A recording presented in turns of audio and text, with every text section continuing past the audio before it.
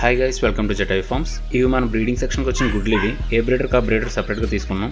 మనం ఇప్పుడు మట్టు పెట్టడానికి మన దగ్గర గుడ్లు పొదిగే పెట్ట రెడీగా లేదు కాబట్టి మనం దీన్ని హ్యాచరీస్కి ఇద్దామని చెప్పి అనుకుంటున్నాం. హ్యాచరీస్లో ఒక్కొక్క ఎగ్కి 20 రూపాయలు తీసుకుంటారు పిల్లలు చేయించడానికి. పిల్లలు అయినా అవ్వకపోయినా నాకు వచ్చే పిల్లలు చాలా తక్కువగా ఉంటున్నాయి. అంటే నేను ఒక 30-40 ఎగ్స్ ఇస్తుంటే నాకు వచ్చే పిల్లలు చాలా తక్కువ వస్తున్నాయి. సో అది తెలుసుకోవడానికి ఈ రోజు మనం ఒక చిన్న టెస్ట్ చేయబడుతున్నాం. వాటర్ని యూజ్ చేసి ఎగ్ ఫ్రెష్నెస్ని తెలుసుకొని ఫ్రెష్గా ఉన్న ఎగ్స్కి ఎన్ని పిల్లలు అయినాయి, మిగతా వాటికి ఎన్ని పిల్లలు అయినాయి అనేది మనం ఇప్పుడు తెలుసుకోబోతున్నాం.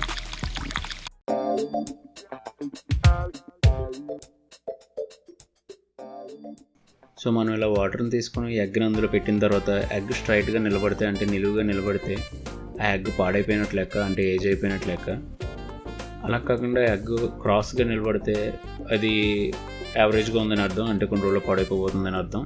అలా కాకుండా మనం ఎగ్ ఎలా అయితే అడ్డంగా పెట్టామో వాటర్లో అలాగే అడ్డంగా ఉంటే, స్ట్రైట్గా నిలబడకుండా ఉంటే ఆ ఎగ్ ఫ్రెష్ ఎగ్ అని అర్థం.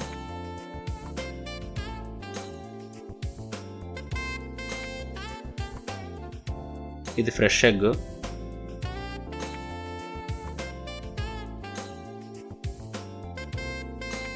ఇది నిలవైపోయిన ఎగ్. ఇది ఫ్రెష్ ఎగ్. ఇది నిలవైపోయిన ఎగ్.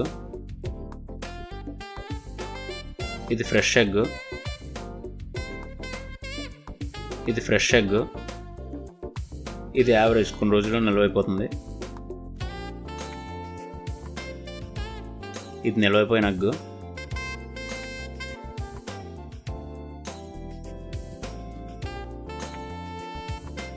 ఇది ఫ్రెష్. ఇది ఫ్రెష్. ఇది ఫ్రెష్.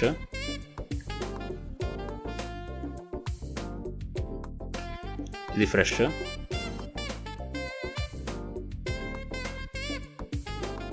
ఇది యావరేజ్, కొన్ని రోజుల్లో నిలవైపోతుంది. ఇది నిలవైపోయిన ఎగ్. యావరేజ్. ఇప్పుడు మన దగ్గర ఉన్న ఎగ్స్ అన్ని మనం టెస్ట్ చేసాం.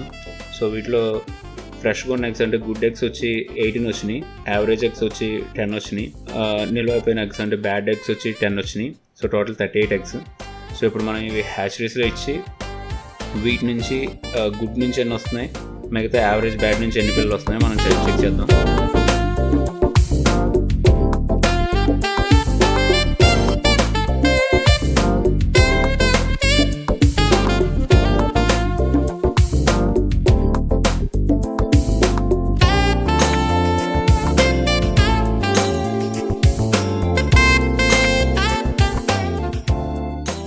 హ్యాచరీస్ నుంచి మనకు కాల్ వచ్చింది, పిల్లలైనా వచ్చి తీసుకెళ్ళమని. మీరు ఇక్కడ చూస్తే మనం ఇచ్చిన 38 ఎగ్స్కి మనకు వచ్చిన ఓన్లీ 12 పిల్లలు మాత్రమే అయినాయి.